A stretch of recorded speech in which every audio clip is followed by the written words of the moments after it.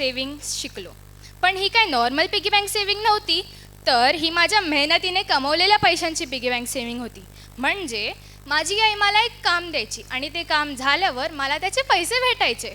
मग ते पैसे मी पिगी बँकमध्ये जाऊन सेव्ह करायची. असे करत करत मी काम करत गेली आणि माझी आई मला पैसे देत गेली. शेवटी इतके पैसे जमा झाले की आता त्याच्यामध्ये पैसे परत टाकण्याची जागाच नव्हती. मग ते पैसे मी माझ्या बँक अकाउंटमध्ये सेव्ह केले. विचार करा किती मोठी अचीवमेंट असेल ती माझ्यासाठी. मी माझ्या मेहनतीने कमवलेले पैसे बँक अकाउंटमध्ये सेव्ह केलेले. येस. आणि मी किड्स फायनान्शियल एज्युकेशनमधून खूप काही शिकले. Types of accounts, types of loans, emergency fund.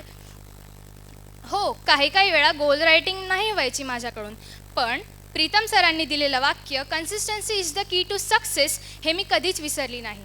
आणि माझे गोल्स लिहित गेली आणि ते गोल्स अचीव करत गेली. त्याच्याने माझा कॉन्फिडन्स इतका बूस्ट झाला की काय सांगू. हो, काही गोल्स नाही अचीव झाले, पण मी हार मानली नाही. तूफान सामने हो या तकदीर रूठ जाए, तूफान सामने हो या तकदीर रूठ जाए, योद्धा वही होता है जो आखिरी सांस तक लढता है. तुम्हाला पण बनायचं आहे ना योद्धा? येस और येस. येस. मग मी कुठे होती तर हो, मग आम्ही पिगी बँक सेविंग्स नंतर मी खूप काही शिकले. Types of accounts, emergency fund आणि सगळ्यात महत्त्वाचं म्हणजे नीड्स आणि वॉन्ट्स. नीड्स आणि वॉन्ट्स कळायच्या आधी मी तर माझ्या बाबांचे पैसे असे वेस्ट करायची की जणू आमच्या अंगणात पैशांचं झाडच आहे. पण नीड्स आणि वॉन्ट्स कळल्यानंतर मी माझ्या बाबांच्या पैशांना कुठे प्रायोरिटी द्यायची, कुठे नाही द्यायची हे मला कळलं. नीड्स म्हणजे आपल्या गरजा आणि वॉन्ट्स म्हणजे जे आपल्याला फक्त एंटरटेनमेंट पर्पजसाठी पाहिजे. मग मी माझ्या नीड्सवर जास्त फोकस करायला लागली, जसं की stationery etcetera etcetera. Kids financial एज्युकेशनमध्ये आपल्या हॉबीज पण जोपासल्या जातात. आम्ही खूप सारे वेगवेगळे उत्सव सेलिब्रेट करतो. जन्माष्टमी, इंडिपेंडन्स डे, दिवाळी, अजून खूप काही. खूप मजा येते. फायनान्स हा बोरिंग वाटणारा विषय इतक्या इंटरेस्टिंग पद्धतीने आपण शिकू शकतो हे मला कधी वाटलंच नव्हतं. पण कोमल मॅम आणि प्रीतम सरांनी ते इतकं सोपं करून दिलं आहे ना की काय सांगू. मोबाईल आणि टी व्हीच्या जगात आपण इतकी विसरून जातो की कधी वाटतच नव्हतं की हे दुसरं जग पण असतं. आणि मोबाईलचे फक्त तोटेच नाही, त्याचे खूप सारे फायदे पण आहेत. मोबाईलने आपण आपले नवीन इन्कम सोर्सेस चालू करू शकतो. आणि हो, इन्कम सोर्सवरून आठवलं, मी माझा एक किस्सा सांगते. आमच्या स्कूलमध्ये आम्हाला स्काउट गाईडच्या कॅम्पसाठी बॅचेस बनवायला सांगितलेले. मी माझं बॅच इतकं सुंदर बनवलेलं की ते टीचरला खूप आवडलं. मग मी विचार करायला लागली की मी इतकं सुंदर बॅच बनवू शकते तर ते बनवून विकू काय नाही शकत. मग मी ते बॅचेस बनवले आणि माझ्या फ्रेंड सर्कलमध्ये ते विकले. मला इतका चांगला रिस्पॉन्स आला, मला तर एक बिझनेस गर्लसारखंच वाटत होतं. इतकी मोठी अचीवमेंट होती ती माझ्यासाठी. आणि माझ्या टीचर्स लोकांनी पण मला खूप ॲप्रिशिएट केलं. किड्स फायनान्शियल एज्युकेशनमध्ये आपल्याला एक प्लॅटफॉर्म भेटतो. तो प्लॅटफॉर्म आपण खूप वेगळ्या पद्धतीने आपण त्याला प्रेझेंट करू शकतो. आपल्या ज्या हॉबीज असतात, आपले जे अदर करिक्युलर ॲक्टिव्हिटीज असतात ते पण किड्स फायनान्शियल एज्युकेशनमध्ये आपण दाखवू शकतो लोकांना. आणि आपली जी पर्सनॅलिटी आहे ती तर एकदम चेंजच होऊन जाते. जिंकणाऱ्यांचा दृष्टिकोनच वेगळा असतो. Give your self challenges, your life is your responsibility and you should work for your happiness हे ते कधीच विसरत नाही. ह्या जगात दोन प्रकारचे लोक असतात. एक समस्या आल्यावर पळून जाणारे आणि दुसरे समस्यांवर मात करणारे. आपण कोण आहोत ते आपल्याला ठरवायचं आहे. जर समस्या आली तर घाबरायचं नाही आहे, त्या समस्याला मात करून दाखवायचं आणि प्रूव्ह करून दाखवायचं आहे की मी पण कोणापेक्षा कमी नाही आहे. येस. तुम्हाला काय वाटतं? तुम्हाला अचीव करायचं आहे ना फायनान्शियल फ्रीडम? तुम्हाला पण ऑर्डिनरीपेक्षा एक्स्ट्रा ऑर्डिनरी बनायचं आहे ना? तर तुम्हाला स्वतःला चॅलेंजेस द्यावे लागतील, तुमचे गोल्स कंप्लीट करावे लागतील. लक्षात ठेवा, ध्येय मोठं असेल तर प्रयत्नही मोठेच करावे लागतील.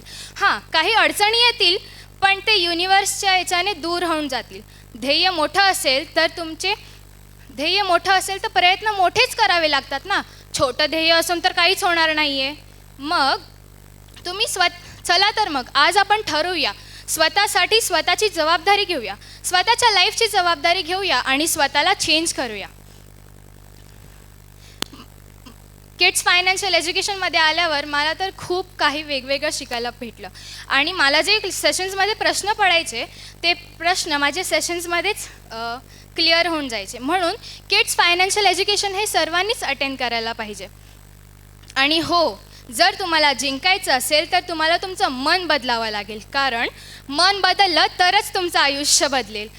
तयार आहात ना तुम्ही तुमचं मन बदलायसाठी? Yes or yes? Thank you so much. Thank you so much PGB team for giving this wonderful opportunity to me. Thank you so much Preetham sir, Komal ma'am and PGP Hub. Thank you so much universe.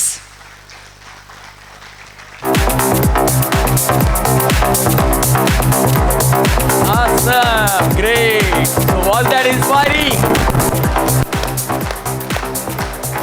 Great, super. Yes. I want her parents should come on stage. Was that inspiring? काय वाटतंय तुम्हाला? किती जणांची मुलं kids financial एज्युकेशनमध्ये? Wow, आहे म्हणजे तुमच्या पण मुलांमध्ये आहे प्रोग्रेस आहे ना? जोराने बोला की यार, आहे ना? चलो बढिया आहे. किती लोकांची मुलं नाही आहे?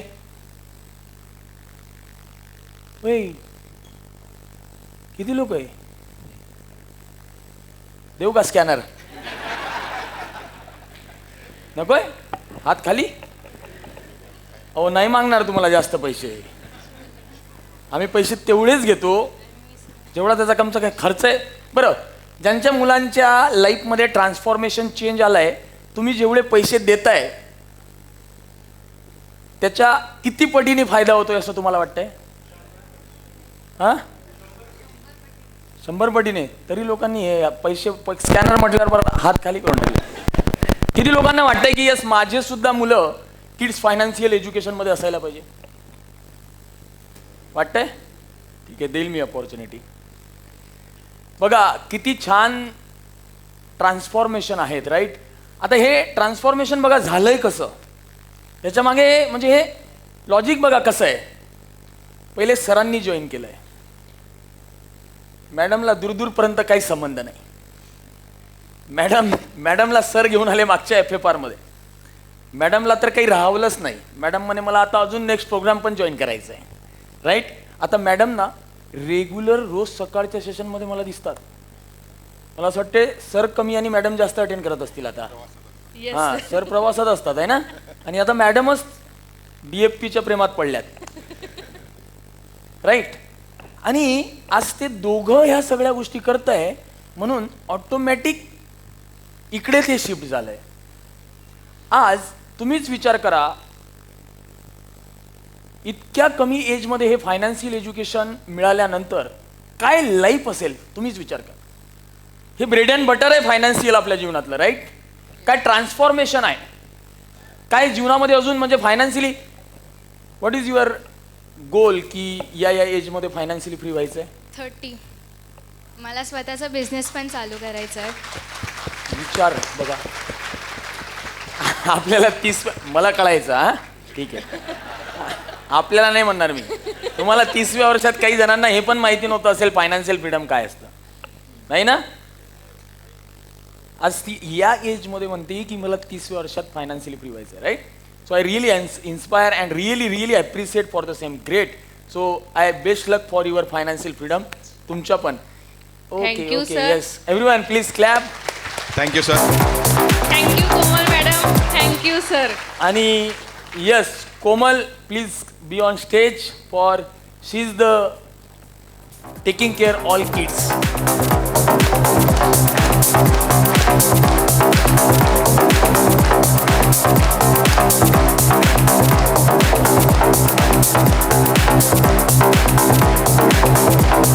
एक फोटो घेऊयात, एक फोटो घेऊयात.